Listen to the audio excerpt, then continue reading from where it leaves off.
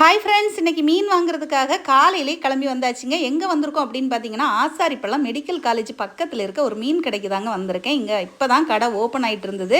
சரி, காலையிலே மீனை வாங்கிடலாமே அப்படின்னு சொல்லிட்டு கொஞ்சம் நேரம் வெயிட் பண்ணி அவங்க எல்லா மீன்களையும் வெளியில் எடுத்து அடுக்கிட்டு இருந்தாங்க. அதுக்கப்புறம் ஃபைனலாக சுற்றி பார்த்துட்டு இந்த நெய் மீனை தான் நாங்கள் முடிவு பண்ணி வாங்கினோம். அவங்களே அங்கேயே கட் பண்ணி கொடுத்துட்டாங்க. எப்போவுமே மீனனே நம்ம வீட்டு பக்கத்துலேயே கொண்டு தரும்போது 100 ரூபாய் 200 ரூபாய், மிஞ்சி போனால் 300 ரூபாய், இவ்வளோ தான் பட்ஜெட்டுக்கு அந்த அண்ணன் மீன் கொண்டு வருவாங்க. இந்த மாதிரி பெரிய பெரிய மீன்கள்லாம் கொண்டு வர மாட்டாங்க.